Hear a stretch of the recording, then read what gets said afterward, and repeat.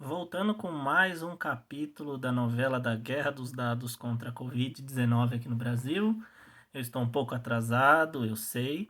Estava até pensando em não fazer esse vídeo, né? Porque eu já tinha perdido aí o timing dos principais acontecimentos. Mas para a gente poder fechar o assunto, né? Amarrar com os outros 3 vídeos que eu fiz anteriormente, eu resolvi gravar para dar uma conclusão aí nesse assunto, né?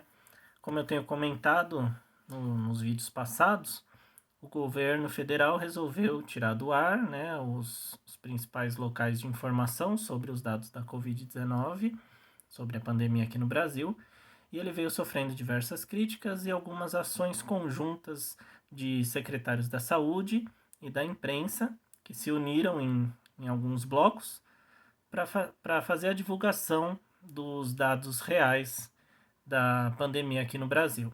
No entanto, nessa semana, o Ministério da Saúde ele voltou a divulgar os dados completos como era feito antigamente, né? Como foi feito desde sempre, desde o início da pandemia.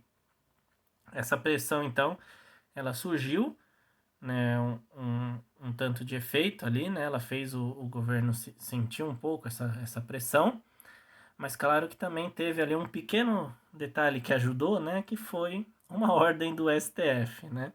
Então, o ministro Alexandre de Moraes, ele acatou uma ação de alguns partidos, que foram o PSOL, a Rede e o PCdoB, e ele resolveu, né, determinar a retomada da divulgação desses dados. Então, ele fez uma liminar e o Ministério da Saúde acatou, né, respeitou essa decisão do ministro e voltou a informar os dados acumulados como era feito desde o início, como já falei.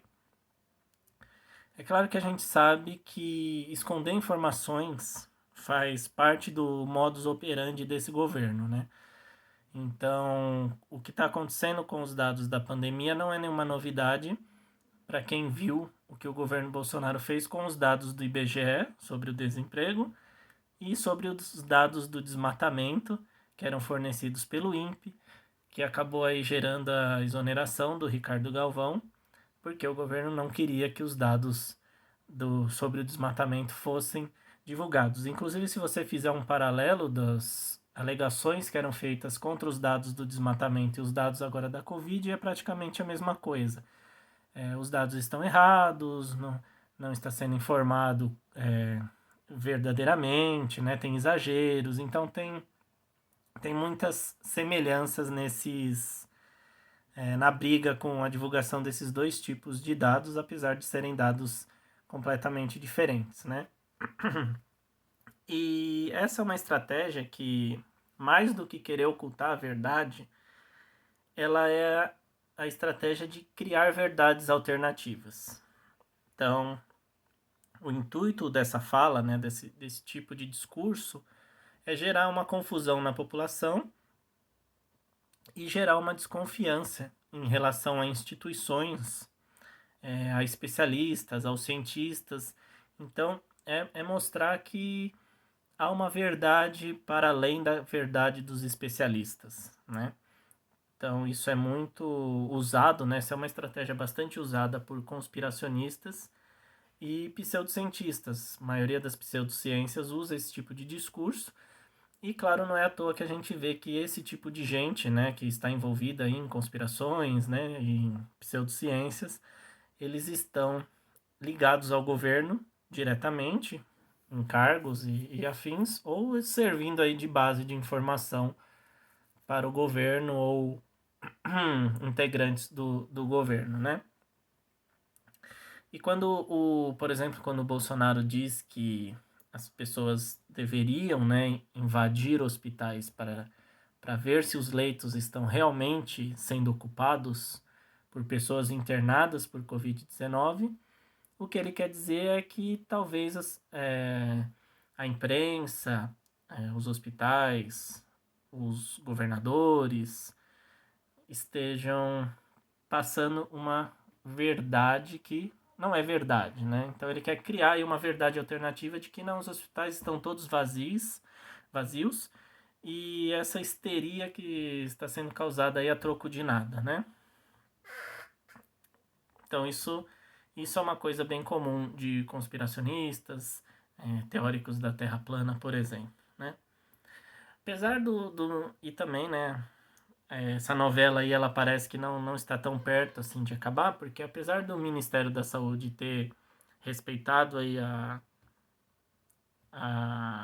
o pedido, né, do Alexandre de Moraes, respeitado entre aspas, né, eles foram meio que obrigados a aceitar ali a liminar, a AGU, né, a Advocacia Geral da União, ela pediu ao Supremo Tribunal Federal para revogar essa liminar. Então, eles alegaram que não houve omissão de dados, que ninguém ali quis esconder dados, mas houve um processo de reformulação parcial com a metodologia de contabilização do número de óbitos. Olha que bonita a frase, né? Tudo isso para dizer que eles estavam contando os mortos de um jeitinho um pouco diferente. Eu comentei sobre isso nos vídeos passados, que é a estratégia de contar os mortos daquele dia e ignorar os mortos dos dias anteriores. O grande problema é que a confirmação da morte por Covid normalmente demora alguns dias para sair, e quando sai, por exemplo, saiu a confirmação hoje, mas essa pessoa já pode ter falecido aí há uns 3, 4, 5, uma semana atrás, né? Então esse dado não entraria no dia de hoje, entraria num buraco negro aí de dados que o Ministério não disse como seria essa divulgação, né? Então, tipo, a gente vê isso também, que uma estimativa, por exemplo, que foi levantada pela Folha, ela mostrou que menos de 44% das mortes de Covid, por Covid-19, pelo menos, aliás, que pelo menos 44%, quase metade dos dados de mortes de Covid-19, eles ficariam fora do balanço de dados nessa nova metodologia. Então você está aí ocultando quase 50%, quase metade do número de mortos, né? E outro levantamento também do Observatório Covid-BR, que faz parceria aí, né, com a Universidade de São Paulo e algumas outras faculdades, estimou aí que 61% das mortes que ocorrem por coronavírus, elas levam de 10 dias até 10 dias para serem notificadas, né? Então eles levantaram dados dos meses de março, abril e maio, e eles viram que dessas mortes até 61% demorou 10 dias para ser notificado. Então, onde que vão entrar essas mortes nessa nova contagem, né? Nessa nova metodologia de dados que o Ministério da Saúde quer aplicar?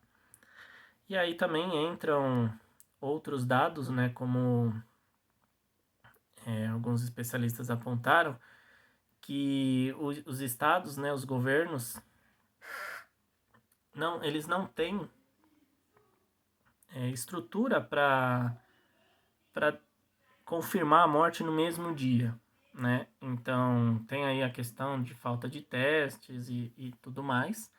E outro levantamento feito mostrou que quando confirmada a morte de Covid, o falecimento da pessoa, né, o óbito já tinha ocorrido aí há uns 2 dias ou 3 dias atrás. Então tem esse gap de 1 a 3 dias até sair a confirmação de que o óbito se deu por Covid-19.